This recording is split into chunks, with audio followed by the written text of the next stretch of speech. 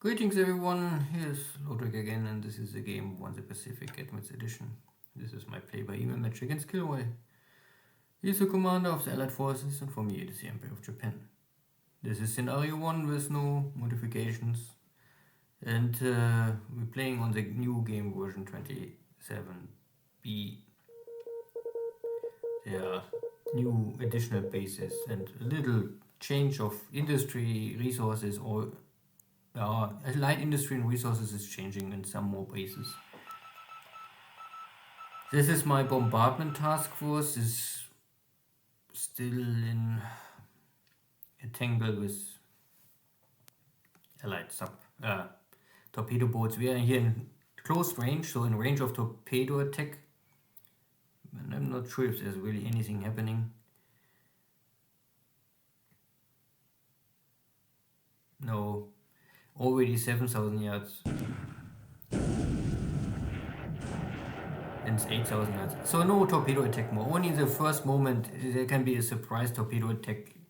But if we have this range, I think they have only range of 5 or 6,000 yards. So nothing happens here. I mean, luckily for me.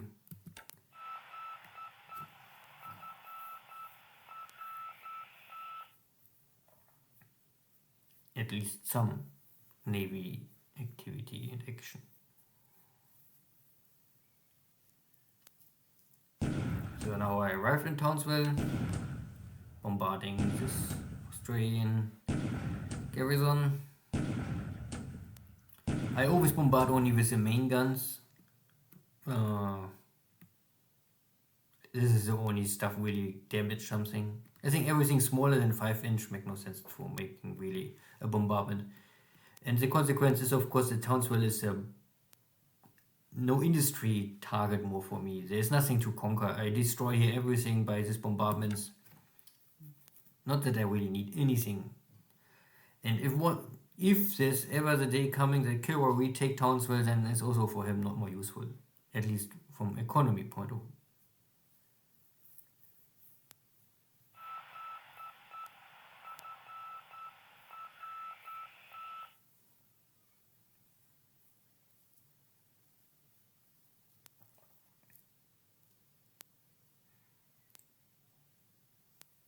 So now it's daytime and 21,000 yards, so out of range of any torpedo attack. But small ships are hard to hit, so I hit here nothing. And one of my patrol boats getting again picked up by enemy destroyers. Somehow my patrol boat is not heavily damaged, only using heavy fire. Next battle, and now it's over.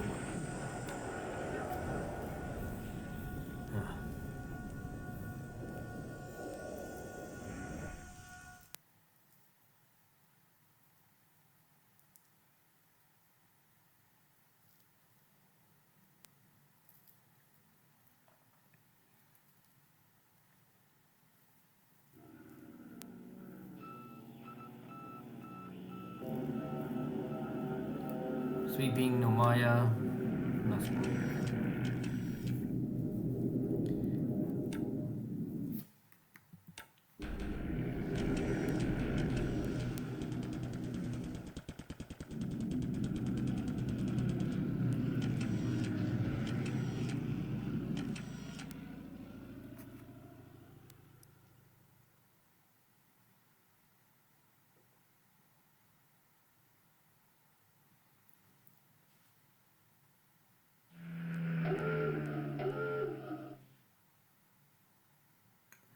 Yeah.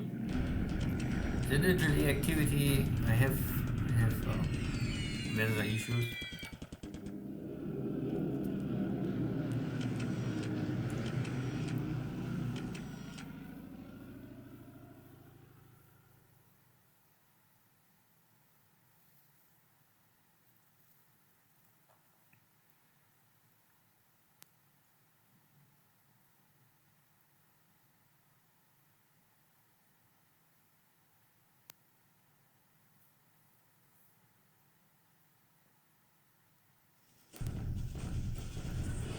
Yeah, my units are no, defeating the block force. Not really much left. Only support units. But the unit is broken now. And KilRoy must buy them back.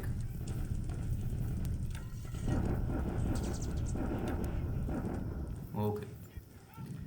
Yeah, not really too much action. But yeah. That I cannot change. And we had a lot of action in the first 6 months, so oh. Now the allies have to rebuild and Japan can wait.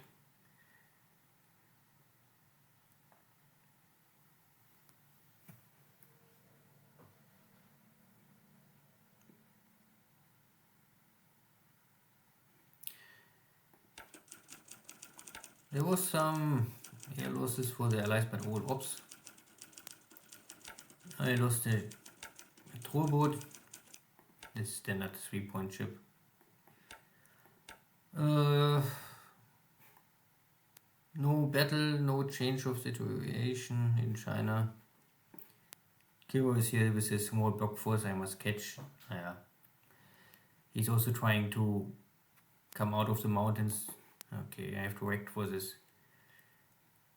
KilRoy also try to flee here into this in this hex. I don't know. Of course, I control the air and I have faster units, so it's normally all impossible for him to achieve anything.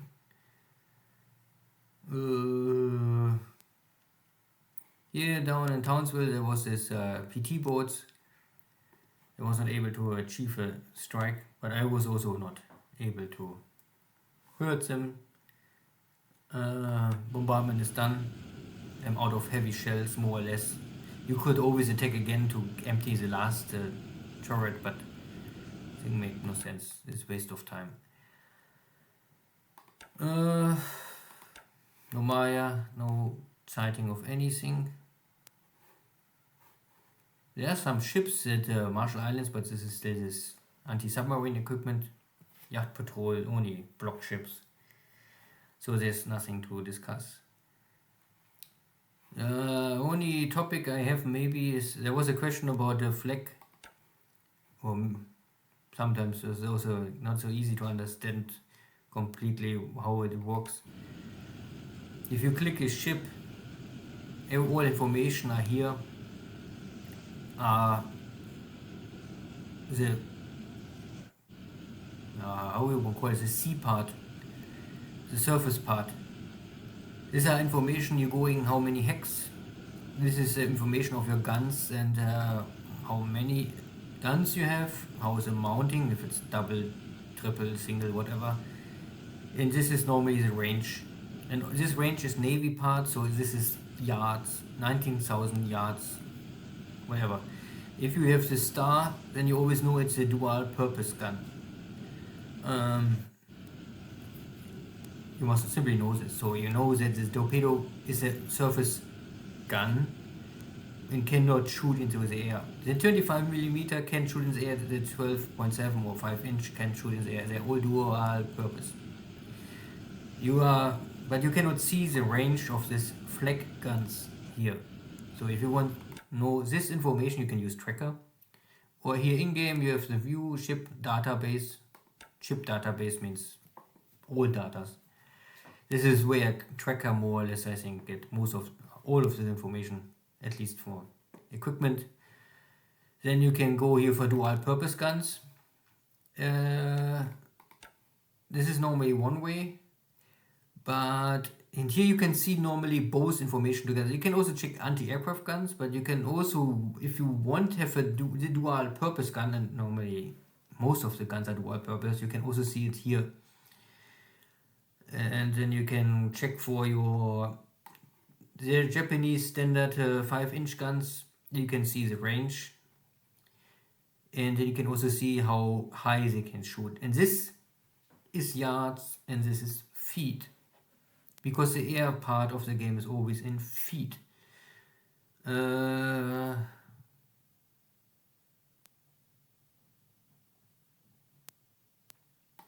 Yeah, but maybe better is to see here the anti-aircraft gun. Here you have all anti-aircraft equipment, and here is again the effect, rate of fire. Don't know how much this have an impact, but here's the selling of how high the shell can go before it must explode or something like this. And you can see that this 25 millimeter gun, there are different versions of this kind of gun. Problem is you cannot sort here. But they have different effect and rate of fire, but they have always the same selling of a shell. So all 25 millimeter guns, they're going up to 7,000 feet. So if your airplane is flying at 7,000 feet, you are still in range. If you fly 8,000, you are out of range. Then you have here the other typical guns. This is 20 millimeter. What is the Oerlikon is normally the more famous. Here, 20 millimeter Oerlikon. That is, I think, the number one gun for the Allies for short range, and the Bofors is the number one medium size. And this is 9,800. So this is what the Allies use for light and medium gun, and then you can see if you fly at 7,000 for the Japanese, this is normally what I fly often before, or I mean, if you fly 7,000, then you can at least be out of range of 20 millimeter guns. I mean, also you keep in mind that this equipment is still coming more and more active in the war in 43 for the Allies. I think at the beginning they have more this 1.1 inch guns and heavy machine guns. You can see here also this heavy machine guns and 1.1 inch, and they have other. So at the beginning of the war, you can maybe fly 5,000 because the ships have not so much of this 20 millimeter. Then at some certain point they're getting more and more of 20 millimeters, and you maybe go to 7,000 with the Japanese side. And if the Allies starting to mount up dozens of 40 millimeter guns on the ships, maybe you better even go to 10,000. Still, this only works for level attack. Torpedo attacks will also always go to 200 down. Dive bombers will go between 2 and 3,000 or 4,000, something like this. So you will always be in range of all of the flak guns. This is normally the core information. 20 millimeter, you're in range still at 6,000, so you better fly 7,000. 25 is in range still at 7,000, so you must fly 8,000. And 40, you must fly at least 10,000 to be out of range. And all other heavier equipment, it's much higher. And flying over 20,000, I would simply not do this. If you fly over 20,000 with a bomber, you have additional fatigue for airframe and pilot. The chance to hit something is small. And at least for the Japanese, I don't know if it makes sense, because the bomb load is so small. What you want to achieve with this? So you can see even a 75 millimeter gun can shell 20,000 feet high. And the typical Japanese 8 centimeter is 23,000. I think there's also other calculation, this is not part of here, is how high, this is the maximum range. And if I understand it correctly, it is like the efficiency of a gun at longer range is smaller. So if you fly, this gun can reach you at 20,000, but it's not very easy to hit you. If you fly at 10,000, it's much easier to hit with this gun, the airplane. But I guess this is how the game is working. And here's all these heavy machine guns. The heavy machine guns, you can see they're always over 3,000. Light machine guns are not even at 2,000. And here's the famous 1.1, what the Americans said at the beginning on the battleships, and was hoping that this is working well. Very similar. I think this gun has the same performance like the Japanese 25 millimeter. Only the range is a little more, because I mean, is this more or less the same caliber? I think they're both 25. But the Japanese are a little better. So at the start of the war, the Japanese have the better light or medium guns for anti-aircraft. But you can also see that the rate of fire is, I think, here higher. I'm not sure if this is now for single mount, and the effect is of course higher. So it's only that you can shoot higher up. Yeah. Anyway, so much for flak. I would say this is enough because there's no way in this game that you can modify your flak guns by your own desire. So you can only upgrade the ship, yes or no. And what you can do is only change the level your airplane is coming. If you use torpedo bomber, it doesn't matter. If you use dive bombers, doesn't matter. So it's really only level attack. Thank you. See you next time. Take care. Bye bye.